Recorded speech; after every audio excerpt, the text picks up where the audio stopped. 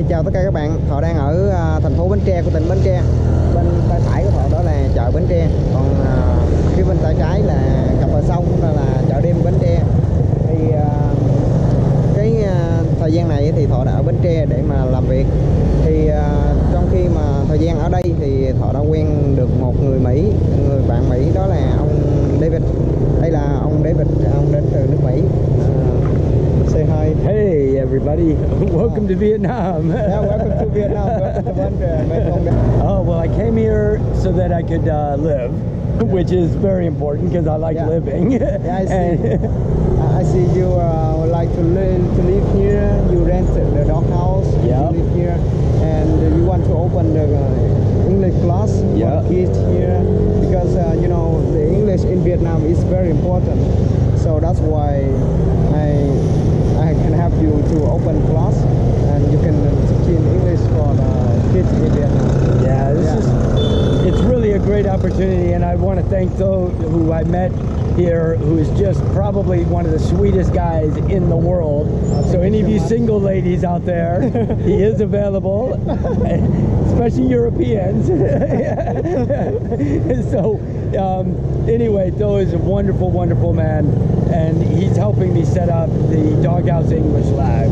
The Doghouse English Lab is going to be a school for American English, conversational English, really immersion through alternative education, through multidisciplinary methods, using art, music, theater, song, anything we can think of, going out and gardening, doing sports activities, but doing it all in English so that the kids' use of English is strengthened through that multi-use. A lesson that they learn in the classroom gets taken out into the field on a field trip, and they get to practice it, and it becomes part of them. The changes that occur in that are phenomenal.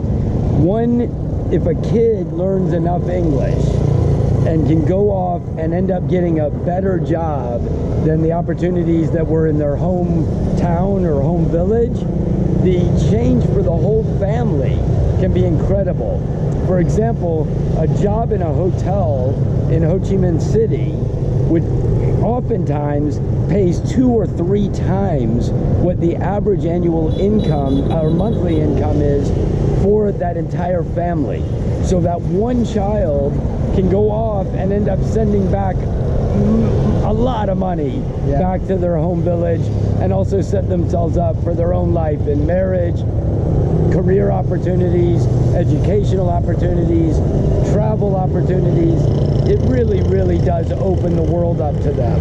And what I've discovered is that much of the education here has been designed around a memorization process. And while that works well in that they really often have a large vocabulary, they don't really know how to use it. And that's where my teaching methodology, I hope, will improve that. It will give them the opportunity to have a full conversation with somebody, to switch from topic to topic without doing those stares up into space trying to figure out what the next question is that they want to ask. And it gives them a better sense of listening skills as well, to move quicker and respond faster. And that's where the Doghouse English Lab comes in, and where your opportunity to advance your life comes in. Thank you so much, David. That sounds really awesome for us to teach in English for the kids in Vietnam. I hope a lot of Vietnamese people, they can speak perfect English with the foreigners when they meet them. Yeah, I really hope that in the future I see students of mine going off to go to college, becoming English teachers, becoming tour guides, becoming business executives, doctors. So now we're standing on bridge number 1, which is the main bridge that goes into Vinh Chai and connects it with the villages on the other side, on this side. Below us is the market, the night market and day market. Even though the sign says night market, it's really open all the time. And then at night, it adds the clothes and all kinds of other tchotchkes that they sell in all the markets all over the country. So I'd like to spend just a second explaining why it's worth an investment in learning how to communicate better in English. Bottom line, it comes to dollars and cents, or dongs and cents, because they don't have cents here, but dongs, making the money here, is about having English. If you've got English skills, you're opening yourselves up to so many job opportunities. Hospitality, management in businesses, international business, legal, law firms, all of those require and need English speakers. What does that do, though, to a person? What's the bottom line when it comes down to it? What's the difference between a worker that doesn't have English and a worker that does have English skills? I'll give you a simple example. At the hostel that I visit in Ho Chi Minh City regularly, the workers there are all in college and they're all working at the hostel at the same time. Why? Because they have very good English. What does it mean for them? Their base salary is 4 million dong a month. That's similar to all the salaries everywhere in the country for almost any job that you get. In a factory, working in construction, pretty much you're making 3 to 4 million dong a month. Yeah. However, in the hostel, because they get to sell tours, they oftentimes get tips. They will give tours sometimes on the side to guests or help guests around and end up getting tips that way. The bottom line is that they make between 8 and 12 million dong a month. That's 2 to 3 times the salary that they would have made in any other job. And that's just a simple front desk hostel job. You move now into management with a foreign national company, a Korean manufacturer, or even a Vietnamese company that is doing business overseas, and you're able to expand that many times over and really ultimately build much better lives for you and your family. So learning English is so crucial to your success in the future, to your ability to connect with people, and really to the bottom line, which is making more money so that you can have a better life, provide for your kids, and have it just continue on growing. So why did I pick Ben Shay? Yeah. And it's a really important lesson, I think, in knowing yourself. If you're thinking about coming and teaching in Vietnam, this is something for you to consider as well. I chose Ben Tre because it's a smaller town. There's 100,000 people that live here, but the Ben Tre province has over 1.5 million, correct? Yeah. Right. So over 1.5 million people live in the province, and they come into the city and use the services here, but it's a very, very calm, mellow lifestyle. Motorbikes don't drive fast. You have easier access to everything. Yeah. I can take the kids out in groups, out into the street and to the parks and to the coconut plantations or the farms in the area, and give lessons and have practice sessions outside of the classroom very easily.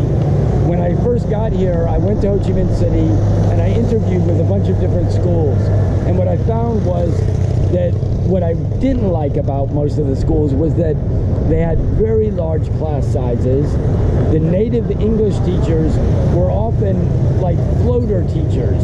They would come into a class to help with the verbal tests or the written tests when the kids were finishing a section being taught by a Vietnamese teacher, and they would be in that class for 1 day or 2 days a month and then go to the next class.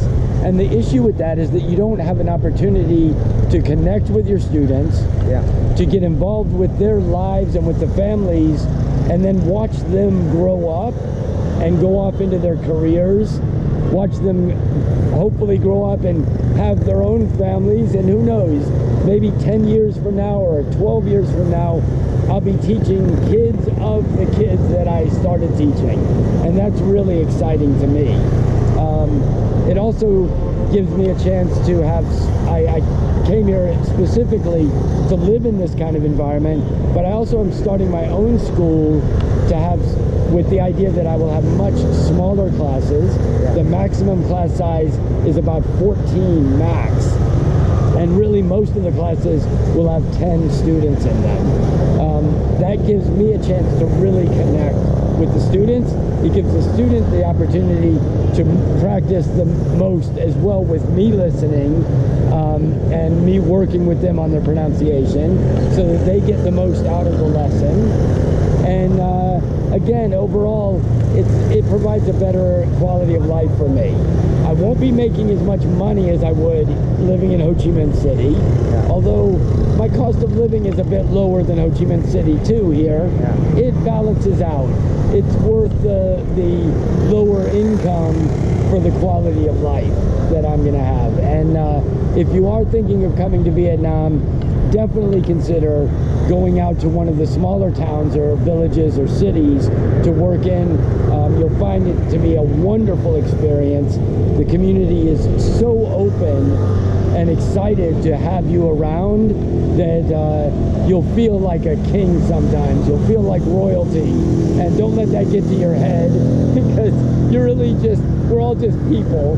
But it does have that kind of special feeling that you won't find in Saigon or Hanoi working, where it's just a big city and you're just one of many, many expats living in the town.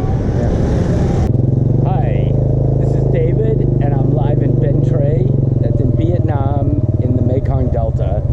I moved here 4 months ago.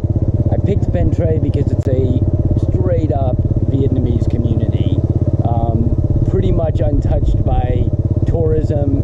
In 2010, they got a bridge that brought that opened it up to the world in a sense, because before that you'd have to go across a ferry to get here, and that would definitely slow down the movement of people. Now there's a bridge, and so we get a lot more traffic here. But I did pick this because it gives me an opportunity to live in a real Vietnamese community. My background is in education. I studied alternative education in the United States, which is teaching kids and adults in alternative methods, using multidisciplinary methods: art, theater, music, dance, whatever you can imagine, to teach whatever lesson you want to give. And I've decided to open a school here that would teach conversational American English to the community, or as much of the community as I can reach, through the Doghouse English Lab. The Doghouse got its name because my house happened to be called the Doghouse, which was just really cute. And an English Lab just sounds great, and it also shows kind of a difference in that it's not a school, it's really kind of a camp-like experience to learn English. We work in strictly in American English, which I think is very important for the kids here and adults, as it is one of the languages of business throughout the world. And I hope that I can really do a lot to help the kids develop a proficiency in language, as opposed to just memorizing words, which a lot of the schools tend to do here. They work on a lot of memorization, which is a good thing. It's good that people are memorizing words, but I really want people to become natural speakers, to find themselves able to have a conversation, move from topic to topic, and be able to engage with Americans and other foreigners that they meet.